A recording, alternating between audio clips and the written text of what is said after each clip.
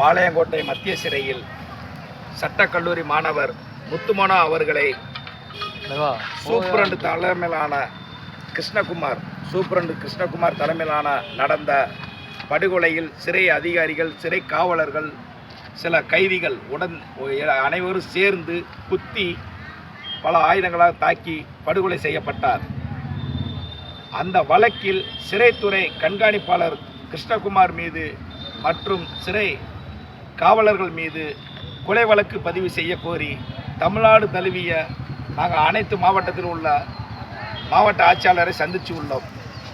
கொலை வழக்கு இன்ற அளவில் 68வது நாட்களாக நாங்கள் போராடி கொண்டு இருக்கின்றோம். அறவழியான போராட்டம். இந்த போராட்டத்தை மிக விரைவில் ஒரு முற்றுப்புள்ளி வைக்க வேண்டும். மாண்புமிகு முதல்வர் ஸ்டாலின் அவர்கள் இதை செவி சாய்க்காமல் இருப்பதால் இந்த மக்களுடைய வேதனையை புரிந்து கொள்ள வேண்டும். சாதிய வன்மத்தோடு செயல்படும் ஒரு சில காவலர்கள் மீது கொலை வழக்கு பதிவு செய்தால் மட்டுமே இதுக்கான இனிமேல் தமிழகத்தில் எந்த சாதியினருக்கும் இந்த நிகழ்வு வரக்கூடாது என்பதற்காக நாங்கள் சார்ந்திருக்கின்ற தேவேந்திரகுல வேளாளர் மக்கள் சபை சார்பாக மாவட்ட ஆட்சியாளரை சந்திக்க வந்துள்ளோம்.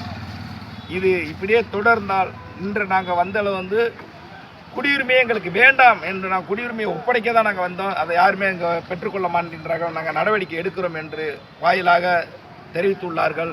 இதை மீண்டும் தொடர்ச்சியானால் நாங்கள் அகில இந்திய தழுவிய நாங்கள் போராட்டத்தை கையில் எடுப்போம் என்பதை இந்த வேலையை நான் தெரிவித்துக் கொள்கின்றேன். நன்றி.